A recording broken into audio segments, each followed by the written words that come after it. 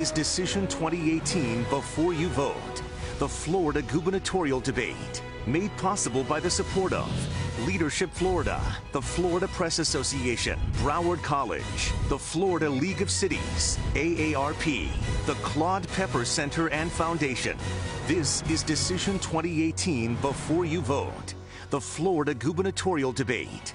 Now, here's your moderator, WPBF 25 News anchor, Todd McDermott. Good evening, and thank you for joining us for this all-important final debate in the race for Florida governor. I want to welcome our statewide audience on television and on Florida Public Radio, and our audience here in Bailey Hall at Broward College in Davie, Florida, because tonight we're going to seek answers to the issues that matter most to you. I also want to give a heartfelt thanks to our candidates for governor, Ron Desantis and Andrew Gillum. Thank you both so much for being here, for joining us for this debate. Also with me to join in the questioning of the candidates tonight, I want you to meet our panelists. Isadora Rangel, columnist and engagement editor for Florida Today, part of the USA Today network, and Anthony Mann, political reporter for South Florida's Sun Sentinel. Now, to the rules for tonight's debate, and they are simple. Each candidate has 60 seconds to answer a question. Rebuttals and answers to follow-up questions are 30 seconds, and they are at my discretion as debate moderator.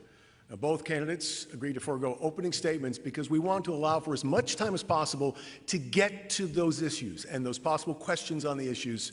Mr. Desantis, based on drawing of numbers beforehand, the first question goes to you. Today, pipe bombs were sent addressed to the homes of Michelle and Barack Obama, Bill and Hillary Clinton, as well as former CIA Director John Brennan at CNN, Congressional Representative Maxine Waters, her offices, and the offices of Congresswoman Debbie Wasserman Schultz here in Florida, to her offices as well, and I know that Congresswoman Wasserman Schultz is here tonight. Mr. Desantis, just yesterday, your campaign had issued that statement condemning another robocall, a racist robocall, targeting your opponent.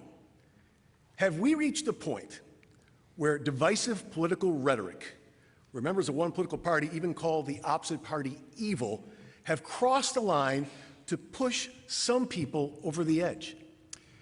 Well, it's great to be here. I am Ron Desantis. I'm an Iraq veteran, former prosecutor, and I am on a mission to protect Florida's future. I was at the congressional baseball practice when a gunman tried to shoot. My teammates did shoot Steve Scalise because he didn't like Republicans. And so I know firsthand that when we start going down that road, that could be very, very deadly. So I condemn that. I condemn what happened today. Obviously, we need to get the facts before we jump to conclusions. But I think it is important that we try to unify. And so my agenda has been, I think, something that the vast majority of Floridians can get behind. Number one, I want to keep our economic momentum going. I don't want to raise taxes like Andrew wants to do. I want to keep it going and build off the success we've had. I also want to protect the environment that Floridians enjoy. We all want to have clean water. We all know that that is the lifeblood of our state. And if we don't get that right, then Florida's future is in jeopardy. I want to protect education opportunities, including more vocational and technical training in our classrooms, because those are the jobs of the 21st century. And I also want to protect our communities, because you can have a good economy, good environment. If you don't have safe communities, then a lot of that doesn't matter. Mr. So I will stand with law enforcement and make sure that we protect Florida's future. Direct the same question. Thank you, Mr. Desantis. I want to direct the same question to you, Mr. Gillum. That is the divisive political rhetoric pushing some of us over the line and over the edge. Well, I think the answer is absolutely it is. We saw not only around the country, but right here in our own state, Democratic elected officials who were targeted. Thankfully, nobody was hurt in today's incidences, but we've really seen a collapsing of our political discourse. My opponent, as soon as he won the Republican nomination for governor, went on Fox News and said to voters here in the state of Florida not to monkey this state up by electing me. It was followed up that same week by neo-Nazis making calls into the state of Florida to attack my character, jungle music in the background, and the calls of monkeys being heard. We've seen neo-Nazis empowered. We saw what happened in Charlottesville, the moral equivocation that this president has demonstrated. My opponent, endorsed by him, has run this race very, very close to the Trump handbook, where we call each other names, where we run false advertisements. And in this case, every single one of his advertisements that mentions my name has been declared false by PolitiFact. Mr. Gillum, your time is up. And Mr. Desantis, I'm going to allow you 30 seconds. Well, Andrew Gillum signed a pledge with a radical group, the Dream Defenders, to sign up for a radical manifesto that attacked our police officers, that said they have no place in justice, that said they should be defunded. He signed a manifesto that said the U.S. was the biggest bully in the history of the planet and that we should take money out of our military. This same group that he stands with and stands by attacks the state of Israel for boycott, divest, and sanction. They say Israel's a genocidal apartheid state. So you want to talk about division? It doesn't get more divisive than the Dream Defenders. And to this day, Andrew Gillum has not condemned the Dream Defenders. I'm going to give you a chance to talk about that pledge you signed. I think it's only appropriate. Mr. Desantis in the last debate lied 21 times. 21. And now today makes the 22nd, and we just started this debate. So the pledge that I signed was to reject accepting political contributions from the private prisons, the same private prison industry that has given him hundreds of thousands of dollars to do their bidding. He's owned by them. I reject that, and in my community, we work hand in glove with law enforcement to make us a city that is experiencing a 5-year low in our crime rate. That's your 30 seconds, and I have to give you another chance, Mr. DeSantis. So then why did the pledge you signed, the Freedom Pledge, say, I support the Freedom Papers? That's the manifesto that's been documented in the press. That is 100% true, and yet again, Andrew, who's a career politician, has never done anything outside of politics, will not accept responsibility for his conduct. He wouldn't accept responsibility for getting a $1,000 ticket from an undercover FBI agent. At last debate, we now know that he lied about that. At some point, you got to demonstrate leadership and accept responsibility for what you've done. Mr. DeSantis, thank you. Again, I had asked our audience, if you would, to please not applaud, because we want to have these two gentlemen get all their time in to discuss these issues. And the question now is to you, Mr. Gillum. Your opponent says you were, quote, embroiled in a lot of corruption scandals and can't be entrusted with running the state. He says you are corrupt. You were befriended, as he just mentioned, by undercover FBI agents looking for corruption in your city. You socialized with them in New York City. You say the FBI told you you are not the target of their investigation. Now, this week, we know the subpoenaed text messages from a lobbyist who was your longtime friend appear to show a high-priced ticket to see the Broadway show Hamilton came from the undercover agent and not from your brother, as you stated. The question is for you, did you know when you took that ticket from your brother in the lobby of the Richard Rodgers Theater on 46th there in Manhattan, that an undercover agent posing as a developer had paid for the ticket and was gifting it to you? Yeah, I know this has been a great theme of news today, and so I want to set it straight, especially for the benefit of my opponent. One, I did go and see Hamilton. I was aware that Adam Corey and Mike Miller arranged so that we could go and see the show. I arrived at the theater and received my ticket from my brother. The problem that I have is that I should have asked more questions to make sure that everything that had transpired was above board. I was informed by my brother at the time that he gave Adam Corey tickets to a Jay-Z, Beyonce concert, of which I understand they took later, and I understood that to have solved whatever the issue was with regards to the expenses associated with it. But I take responsibility for not having asked more questions. But let me tell you, I'm running for governor. In the state of Florida, we got a lot of issues. In fact, we got 99 issues, and Hamilton ain't one of them. I get that this is what my opponent wants to discuss, but I would ask him, what happened to the $145,000 in receipts of public taxpayer money that he has yet to reveal? Your time is up, Mr. Gillum. Mr. DeSantis, I'm going to let you talk in just a second, but I have a follow-up for you, and that is, how will you assure Florida voters tonight, in light of these stories, these scandals, that you didn't violate ethics rules and that you won't be indicted somehow and throw the state into turmoil if you were to become governor? Well, let me be very, very clear about this, which is I am not the subject of an FBI investigation. Neither is my city. There is absolutely no proof to substantiate that. Now, my opponent is going out of his way to attempt to make that the case, but I have zero tolerance for corruption. I've completely cooperated at every step of the way. Compare that to how Mr. Desantis deals with the FBI. He's undermined them at every turn, sponsored a piece of legislation to curb their investigation into this administration in Washington, and even went so far as to suggest a deep state is at work to undermine this presidency. Mr. Gillum, thank you. I want to give Mr. Desantis his time now. Well, when I worked with the FBI, I was doing it as a prosecutor to bring people to justice. When Andrew is dealing with the FBI, he's dealing with an undercover agent as a person of interest in investigation. Now, think about what he wants you to believe. He wants you to believe that he's not under investigation. Why would an undercover FBI agent posing as a contractor give him a $1,000 ticket to Hamilton? And so he was asked the question by me, did you pay for it? He was indignant. He says, I'm a grown man. I pay for my stuff. He lied the other day. The text messages show he knew it came from Mike Miller, who he didn't know was an undercover FBI agent at the time, but now we know that. He also didn't tell the truth about the junket he took in Costa Rica. Well, here, let me just finish this one thought. It's 30 one thought, seconds. because this is why it's important. To make sure that this is why it's important, because the lobbyist who funded that, he gave a $2 million contract to build a restaurant. I will advise you, Mr. DeSantis and Mr. Gillum, if you talk over me when I'm trying to stop you, nobody can hear you. Unfortunately, if you talk over me, we're all loud. Okay. But if you talk over me, nobody at home, no one in this audience will hear you. And Mr. DeSantis, this next question is for you. That is, you say because the FBI probe, which you just mentioned, and the quote, the scandals, that Andrew Gillum can't be entrusted with running this state. How does that statement square up with your support of the president? We have an ongoing FBI Russia probe hanging over the White House. We have corruption scandals that forced out 2 cabinet members because of misuse of taxpayer money.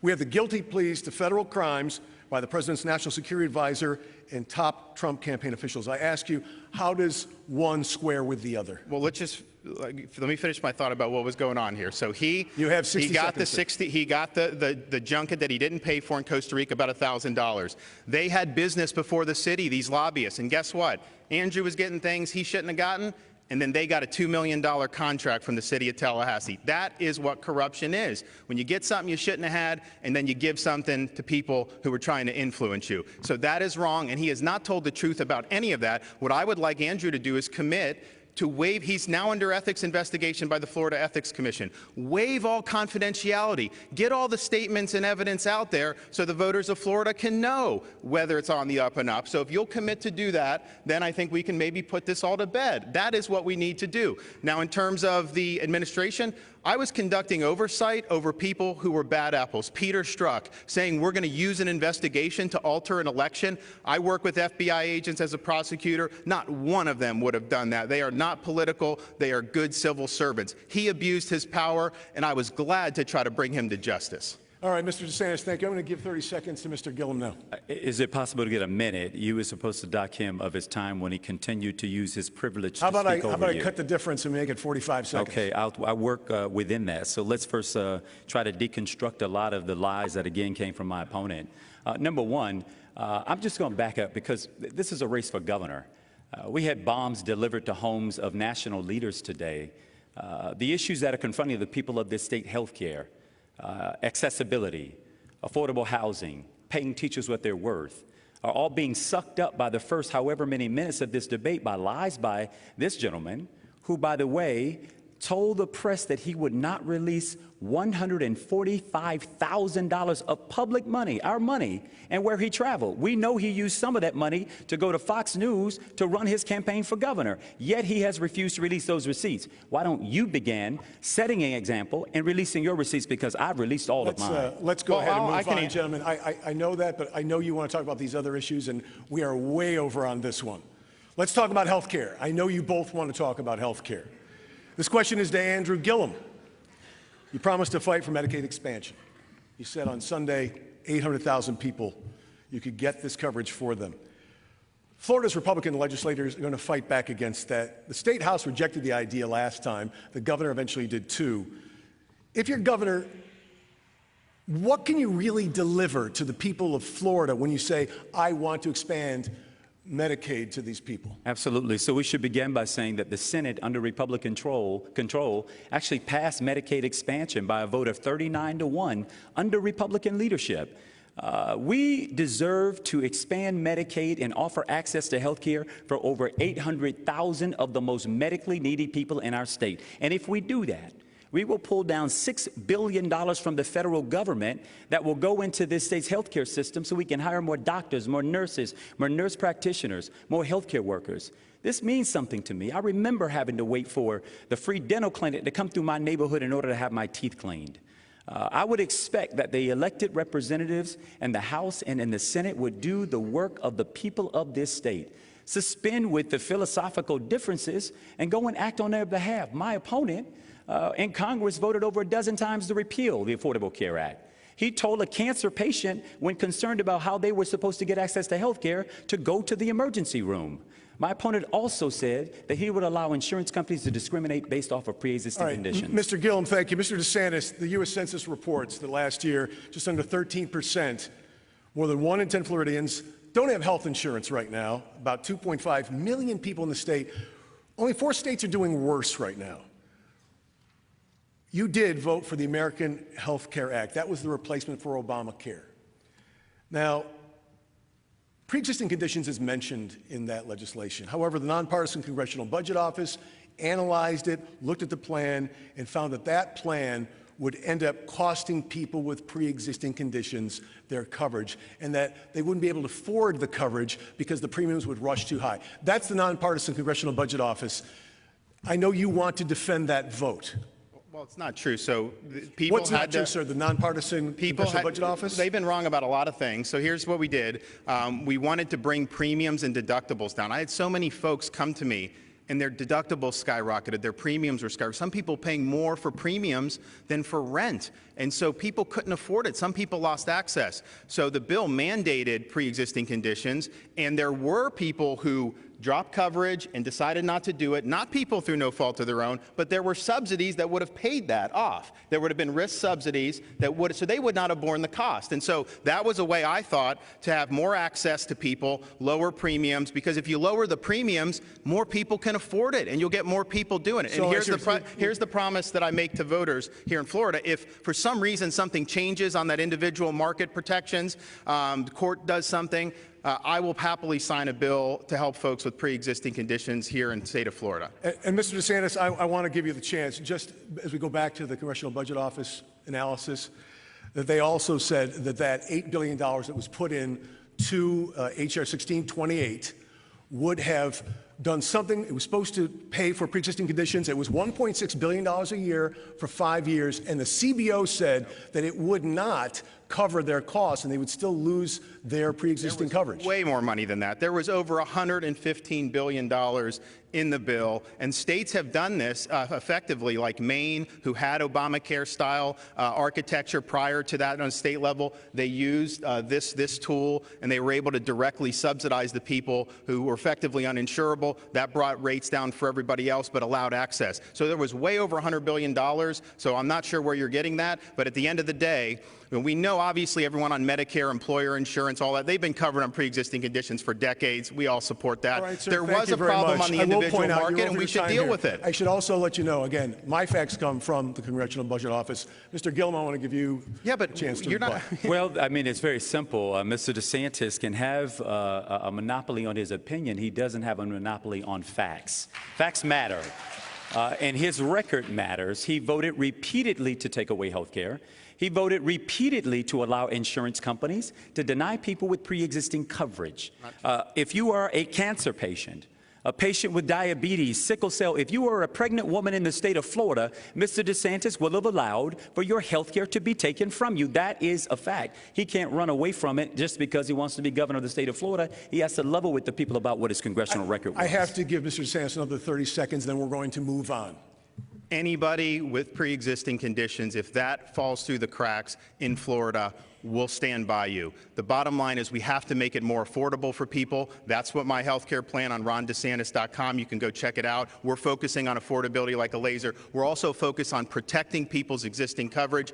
Andrew supports a single-payer plan which will force people off Medicare, force people off their employer plans, dump them on a government-run single-payer plan. That is wrong. You should be able to keep the coverage that you've earned, whether it's Medicare, Medicare Advantage, whether it's what you're getting through your through your business. Mr. And to DeSantis, say that you're going to take people off that is dead wrong. We're going to move on now. Gentlemen, thank you. I expected that to go the way it went. It was long, but I thank you both. We're going to go now to our panelist, Anthony Mann. Mr. Gillum, you support a $15 minimum wage in Florida, and you support raising the state's corporate tax rate from 5.5 to about 8%, and you say that that money would generate $1 billion to increase education funding. But won't those two moves stunt job creation, possibly cause layoffs because of rising payroll costs, and keep some companies from moving to Florida, and maybe even cause some businesses to leave the state? No, and I mean, we've seen this in other places. So number one, let's get to the tax and the revenue proposal. We're talking about, my opponent has talked a lot about the fact that I want to propose an income tax. I am against a state income tax. I've never proposed a state income tax. 97% of businesses in the state of Florida don't pay any corporate tax rate at all. 97%. And guess what? I'm not proposing to change that either. I'm talking about the 3% of the wealthiest corporations in this state. 3%. They received under the tax realignment, which was supported by the congressman, $6.3 billion from the federal government, tax money, our money. All we're simply saying is that they can keep $5.3 billion.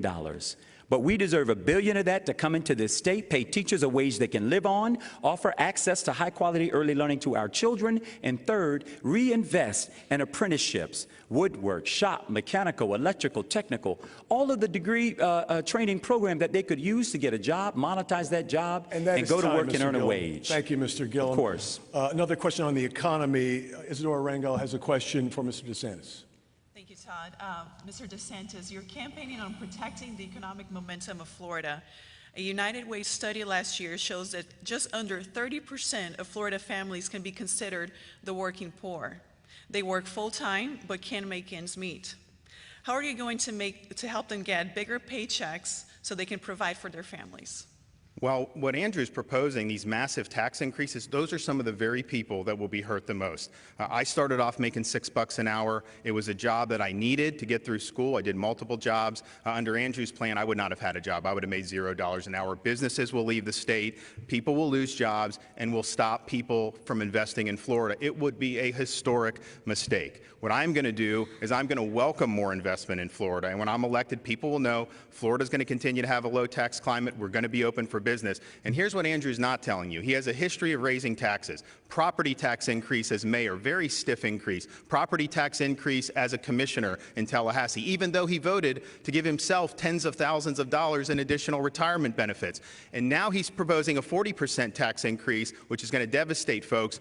But the JMI study, nonpartisan, said if you add up all of Andrew's spending proposals, the only way you could possibly pay for it is either do a 38% statewide sales tax or to, yes, impose a state income tax. Now, he ain't going to tell you he's going to do that, but he has a history of raising taxes, and he's got proposals he can't afford.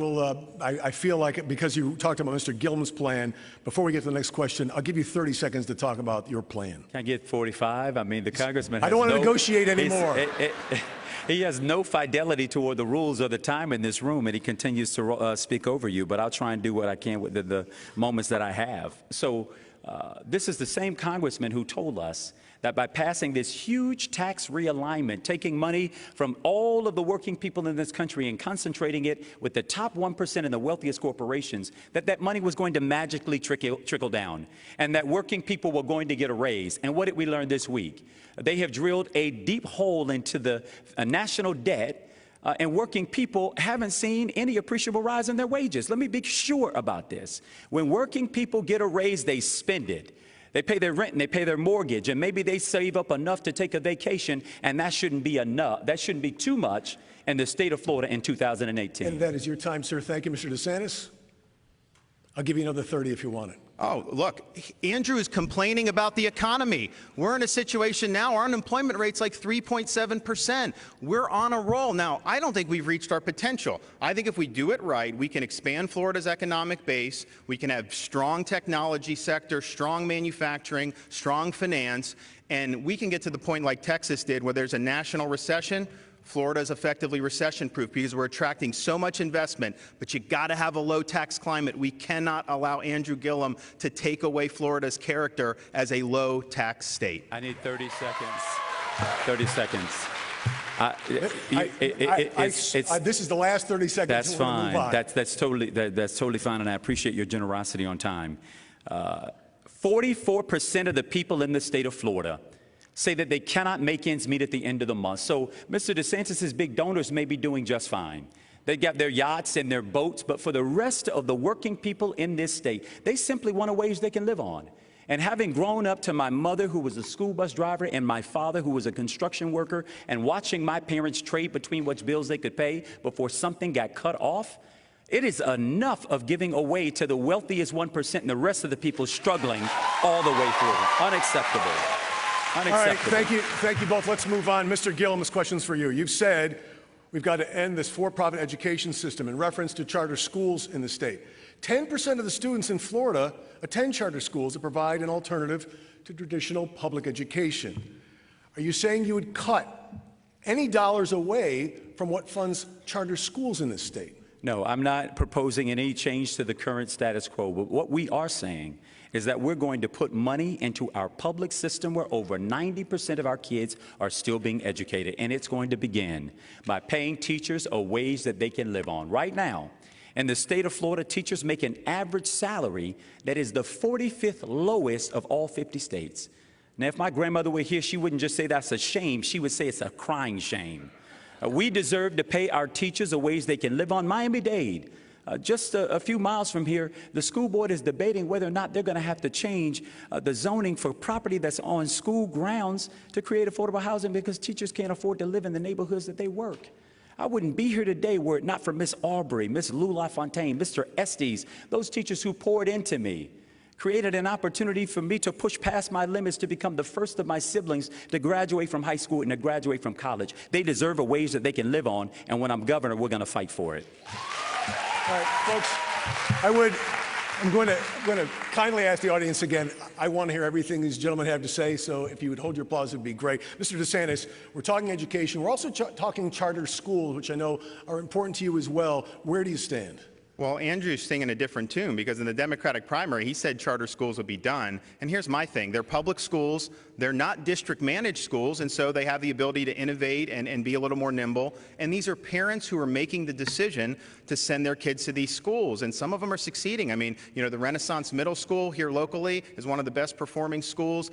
You look at the performance has been positive. You have minority achievement gap is narrowing in some of these schools. So all I want is results. I think public education is very important. I'm a product of Florida public schools, but I don't think public education is synonymous with the legacy bureaucracies. I think parents, teachers, and students are the heart of it, not the bureaucrats. That's who I want to empower, and I'm on a mission to get vocational and technical training back into our schools, particularly in the high schools. We can partner with local industries and give them good opportunities for jobs. Sorry, you're out of time. Thank you very much, sir, for letting me jump in there. I want to give 30 seconds back to you, Mr. Gillum. Yeah, well, let me say first off, the congressman has accepted tens of thousands of dollars from Betsy DeVos, actually $200,000.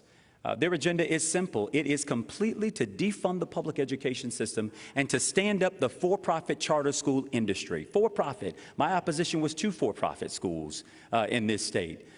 This is what we ought to do. We ought to unleash the talent of teachers to teach and unleash, in my opinion, the unmitigated talent of our students to learn.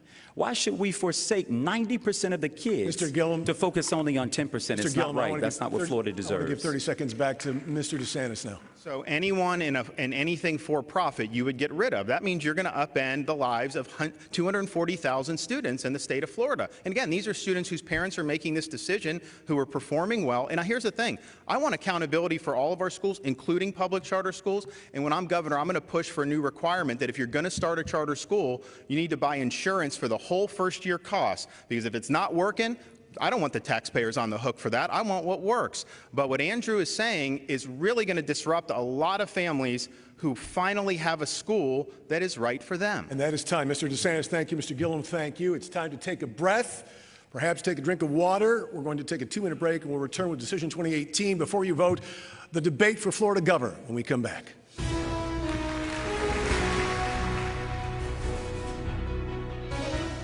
We are Leadership Florida, a statewide community of leaders working for a better Florida, celebrating 37 years of educating, inspiring, and engaging Florida's leaders.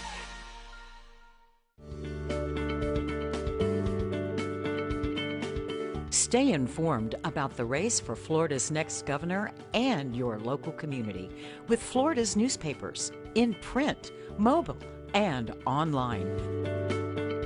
Florida Press Association members are dedicated to bringing you the news you want and need. Be in the know. Read a newspaper.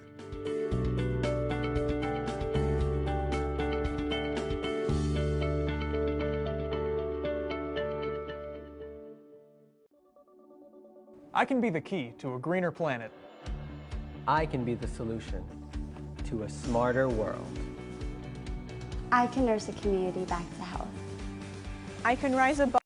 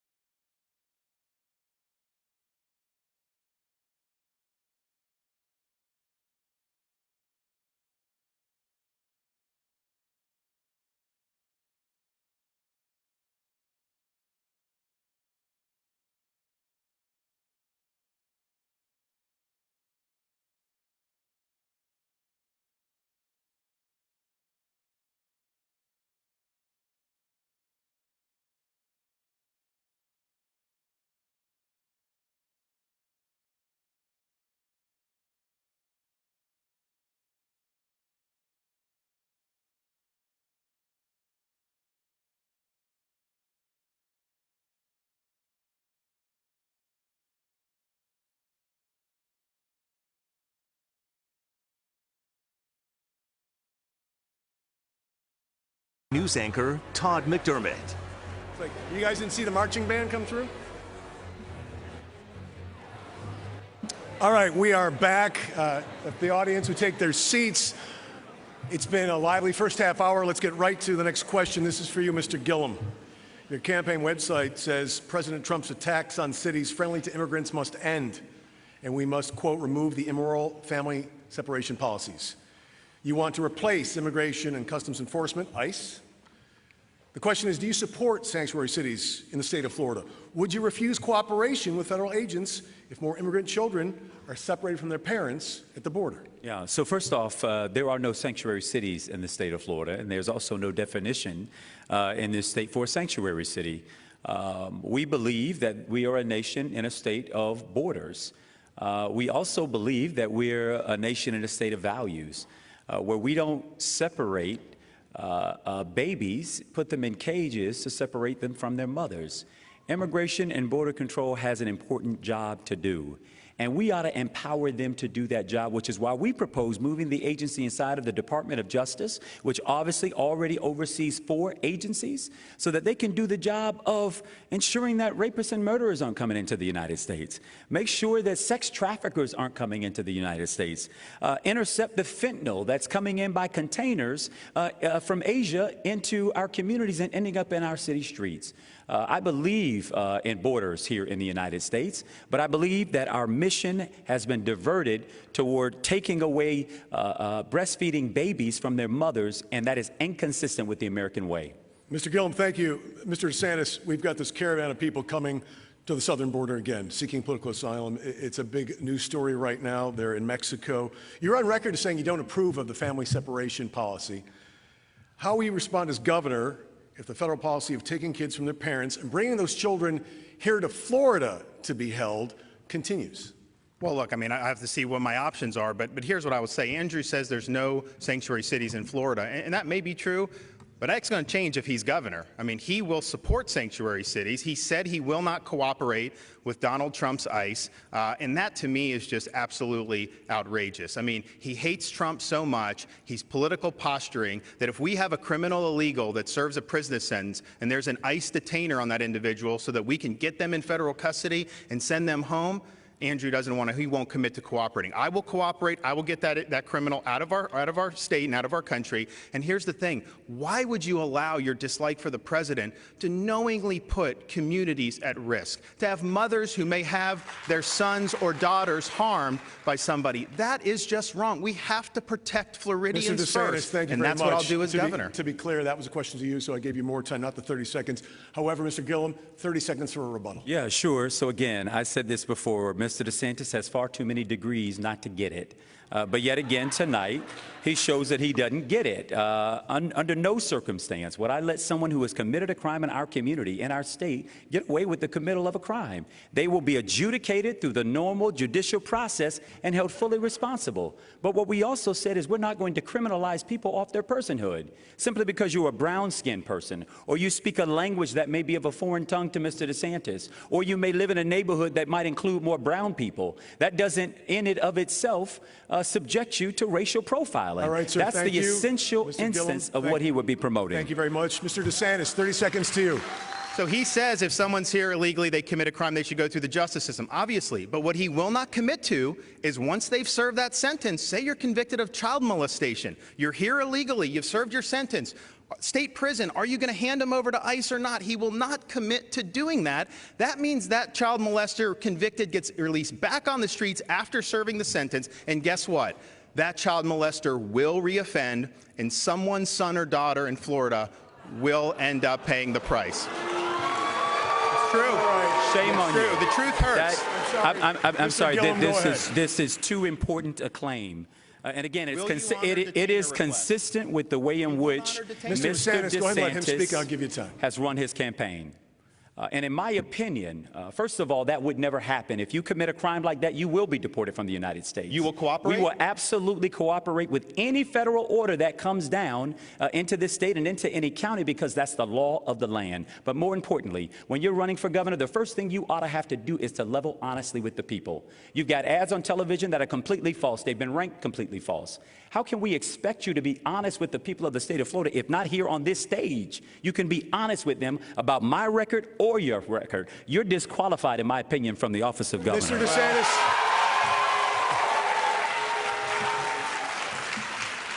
Andrew's the one who lied to the people of Florida on Sunday night about accepting a gift from an undercover FBI agent. He's the one who lied.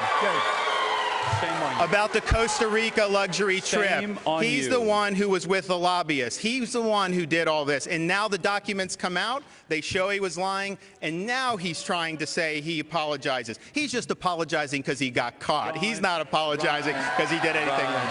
All right. No.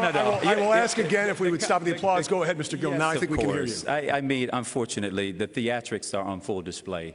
Mr. DeSantis could calm down. We're not going anywhere. And let's just talk about what the truth of the matter is. If he wants to talk about receipts, not a Hamilton ticket, but $145,000 of taxpayer money, why won't you release those receipts? Where is the evidence of where you went and how our money was spent to be a junket for you to go to New York and hang out in faux news and Friends? We'll let you answer that, and then we'll move on.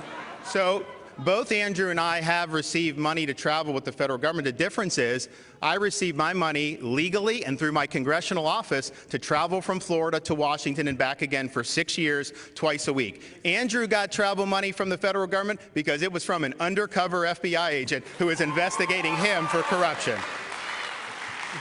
Release the receipts. It's that simple. My receipts are public. My receipts have been made public. Mr. DeSantis, unfortunately, has still refused to make public his receipts. We're talking about a couple of $100 compared to $145,000. I believe Mr. Desantis has pointed out that those records are available. They are not available, and he has refused to release them. That is the fact. 6 years worth of congressional travel. Every single member of Congress in Florida does the same thing. 100% legal. I would like he to didn't do it. He violated the law. It's a big, big difference. I know what's right, and I follow the law. And Mr. Desantis, I'm going to direct this next question to you. On live TV in August, on the first day of the general election campaign, you said of Andrew Gillum's run for governor, quote, "The last thing we need to do is to monkey this up by embracing a socialist agenda." Fox News quickly disavowed your words, saying, quote, "They do not condone the language." Now, you called some of this response absurd. You've made appearances at 4 of David Horowitz's Freedom Center events. Again, 4 separate times, 4 speeches. Among some of Mr. Horowitz's statements, quoting here, "This country's only serious race war is against whites." You know, I'll ask the questions. Okay. It's not a McCarthy game, and I'm giving. Wait for the question, sir. Okay. He also said, "If blacks are oppressed in America, why isn't there a black exodus?" Now, in 2015, in your speech before the Freedom Center, you said of Mr. Horowitz, "David has done such a great work, and I've been an admirer. I've been to these conferences in the past, and I've been a big admirer of an organization that shoots straight, tells the American people the truth, and is standing up for the right thing." Those are his words. Here's my question. He had not even made those statements then. Yes, he had, sir. The first statement was made many years ago. I mean, how the hell am I supposed to know every single statement somebody makes? Here's the deal. Let me just say this straight up. You know, I've lived my life, whether it's athletics, whether it's military, whether it's serving as a prosecutor. You know, when I was downrange in Iraq, we worked together as a team, regardless of race. We had the American flag on our arm. We wore the same uniform, and we fought for the country. When I was a prosecutor, I stood up for victims of every race, color, and creed. That's the only way to do it in our country. It's something I believe in, and as governor, I will represent all the people. Everyone will get a fair shake. But I am not going to bow down to the altar of political correctness. I'm going to not let the media smear me like they like to do with so many other people. Sir, I'm certainly not going to take anything from Andrew Gillum, who's endorsed the Dream Defenders, which says Israel is an apartheid state, and which says the police and prisons have no place in justice. Mr. Gillum, wait for the applause. And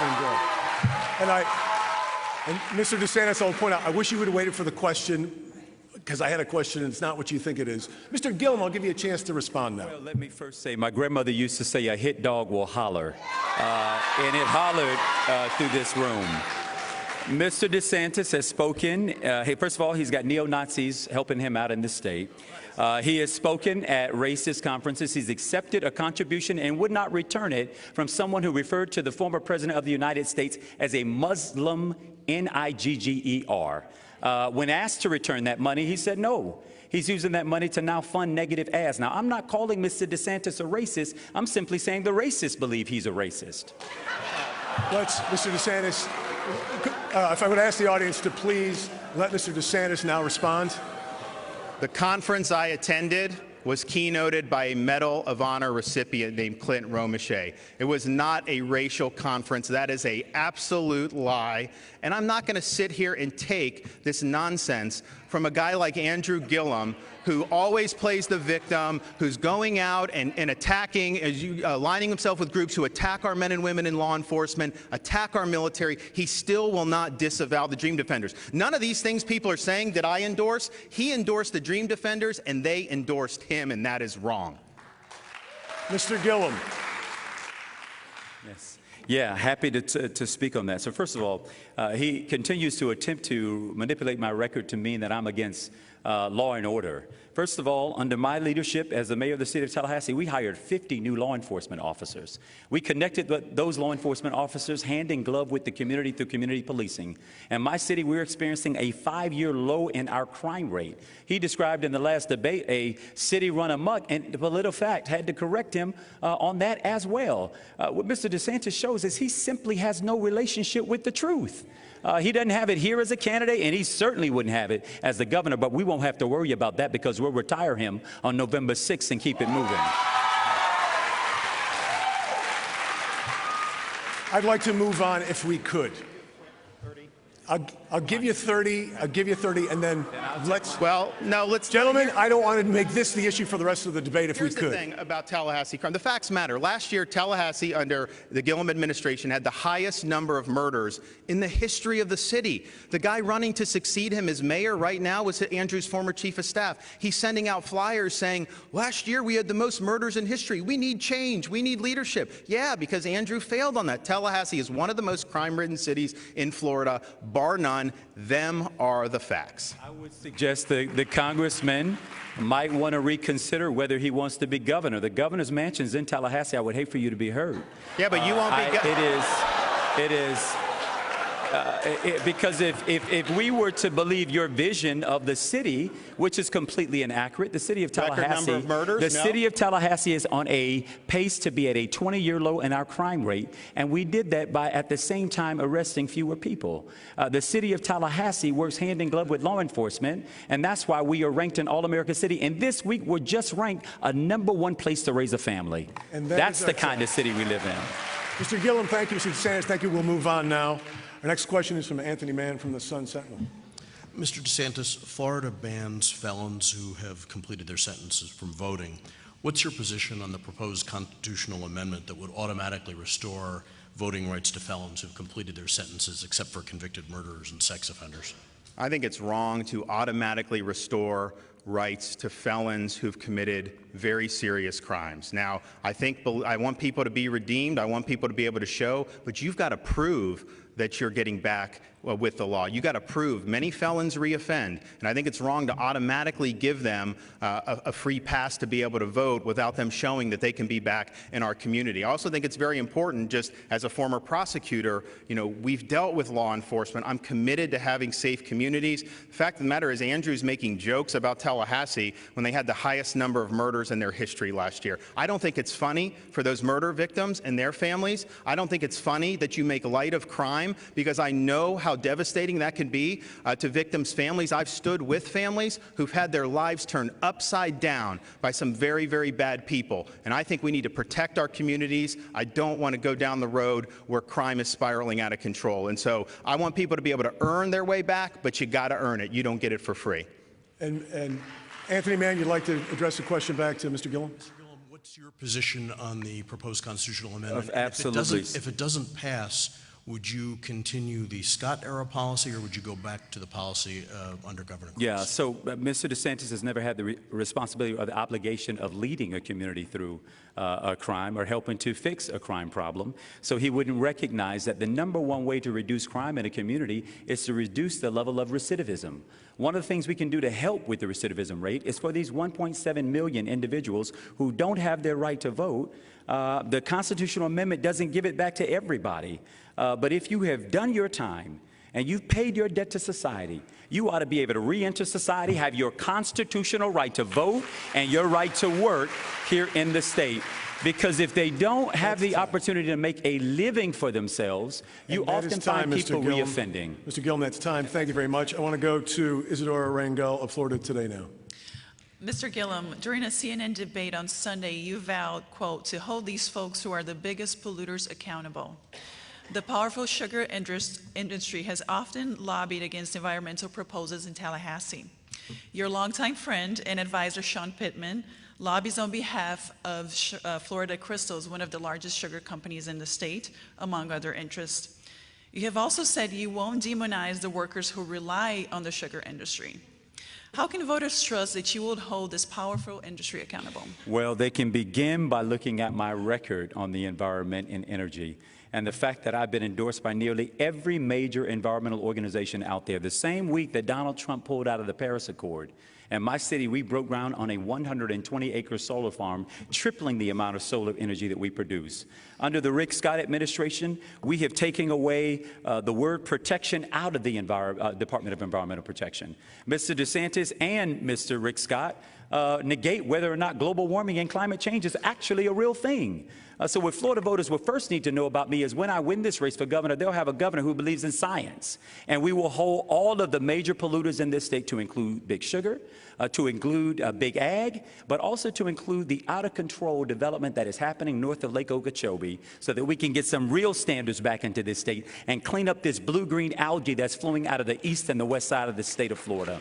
I will make that commitment because that is consistent with my value set. All right, and you have a follow-up, Isadora, is that correct? I have a question for Mr. Desantis. Same topic. Yeah, on the environment.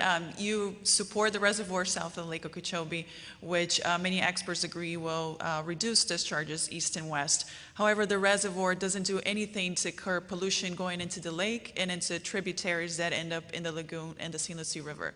Over the last 8 years under the Scott administration, we have seen a path of deregulation, deep cuts to water management districts. So my question to you is, will you reverse that path of deregulation in Florida? So I have a very strong environmental plan because the water is our lifeblood. We have to protect the environment Floridians enjoy. It affects quality of life. It affects health and safety. All the drinking water is affected by having clean water, restoring the Everglades. Our economy is affected by it because if you don't have clean water, we lose our status as a tourist destination. Could end up being a high-tax state because we don't get the revenue we need. So I'm committed to this. My vision is very simple. People on the water management districts, they're not going to be a stooge of an industry. They're going to understand what is happening on those coastal communities. I'm also going to have very good water quality standards because you're right that what goes into the lake is important. But here's the thing. I have the vision, but you also have the leadership to finally get this done. And I'm the only candidate who fought Big Sugar and lived to tell about it. They came after me in my primary with millions and millions of dollars, attacking me every which way.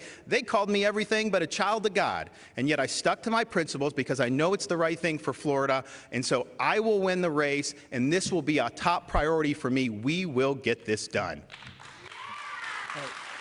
Mr. Gillum, if you can keep it to 30 seconds, please. Sure, because I think it's important that you measure people by what they've done, not just what they say.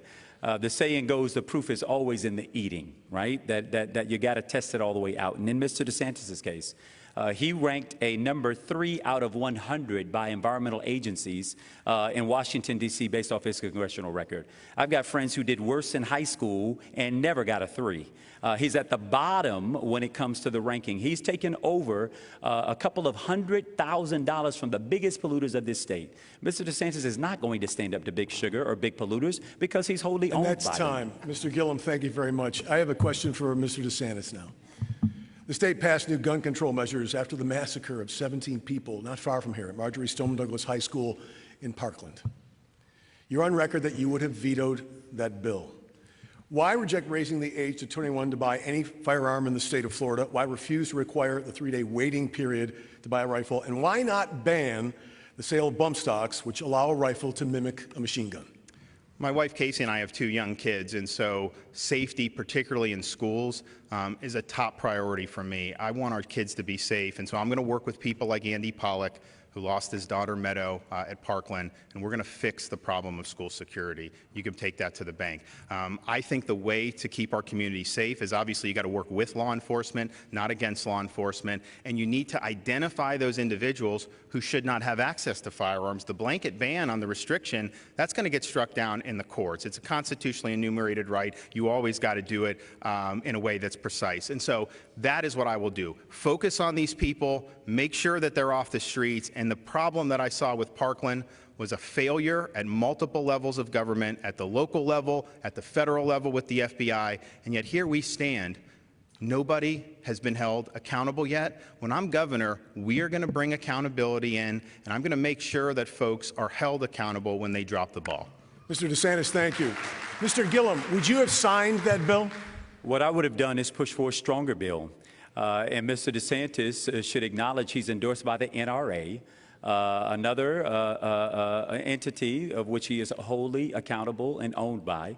When I took on the NRA, they sued me and drugged me through court for 2 years, all because we had a city ordinance which said you could not shoot guns in city parks. When we win this race, it'll be simple. It's not a threat to the Second Amendment. If you want to own the power of God at your waist belt, you ought to have a background check. If you are a domestic violence abuser convicted, you shouldn't have a gun that you can snuff out the lives of your loved ones. When our parents drop our kids off at school, we should have an expectation that we will be able to pick them up alive. That's time, Mr. Desantis. Indeed. Well, actually, Andrew he's the most hostile candidate to the Second Amendment rights of law-abiding citizens. During the primary, he said he had a criteria of what he would ban. It would ban virtually all handguns that are sold in the state of Florida. He said we'd get them off the streets, which to me says he's going to engage in confiscation. So he will not protect your rights. I'll stand with law-abiding citizens, but public safety is going to be number one. We're going to work with law enforcement to make sure our community's safe. I don't want to see cities like Tallahassee have record number of murders. Mr. Gillum. Listen, our proposal was very simple. It is, if you want to shoot off a gun that can fire 60 bullets in 60 seconds, you ought to join the military. That turning our streets and our communities, our neighborhoods, and in our schools into war zones is unacceptable. It is no coincidence that Pulse nightclub would happen here. No coincidence that what happened at Marjorie Stoneman Douglas and the everyday gun violence that pervades far too many communities all across the state of Florida. We've got to check the NRA. They will not run roughshod over the state of Florida. And there are common and decent solutions that we can employ to make that happen without offending the Second Amendment. Gentlemen, you're not going to believe this, but we've approached the time for closing statements. Now, by draw, and I'm glad that we have the time, you'll get your time on this. And Mr. Desantis, by draw, your closing statements go first. Well, it's great to be here. I want to acknowledge my wife, Casey. We have 2 kids under 2. We're working hard. We love them. I love her, and I couldn't do this without her. I'm Ron DeSantis. I'm an Iraq veteran. I'm a former prosecutor, and I am on a mission to protect Florida's future. We've got to protect Florida's economic momentum. We can take it to the next level. We can bring in high-paying jobs and grow high-paying jobs here, but you got to keep taxes low. You can't go in the direction like Andrew wants to do of tax increases. I'll also protect the environment Floridians enjoy. We will solve the water quality problem, we'll restore the Everglades, and stop the toxic algae discharges. We've got to do it. That's just who we are as Floridians. I'll also protect our communities, and that means working with law enforcement, not aligning with groups like Andrew has who are hostile to law enforcement. The police need to know we have their backs. They're risking their lives for us. The least we can do is stand by them. And finally, I'll make sure to do it with honor and integrity. As a naval officer, we always put honor, courage, and commitment first. I'm not a career politician. I'm someone who's gotten into this and tried to stand by taxpayers every step of the way. As governor, I'll stand with you, the hardworking taxpayers of Florida, and I will protect Florida's future. All right, Mr. Desantis, thank you. I want to make sure that, Mr. Gillum, you get all of your time, so if the audience would let you go ahead with your closing statements. Well, I'll simply say thank you again for the evening. I've thoroughly enjoyed the opportunity to have a conversation about the vision for the future of this state. As some of you all know, I am from Miami. I grew up in an area called Richmond Heights. Because my mother and father both had blue-collar jobs, we would get up early and sleep a little bit longer at my grandparents' house before they would get us up and ready for the day. My grandmother had a dual ritual. One, she would anoint our head with oil. It was called blessing oil, and make sure that we would be okay as we traveled through the day. And second, she would say, boy, go to school, mind your teachers, get your lesson, and one day bring it home. In Trump's America, so many of us have forgotten that we're in this thing together, that the only way we can climb higher and further is to be on our neighbors' necks, on their backs, and to suppress their own potential.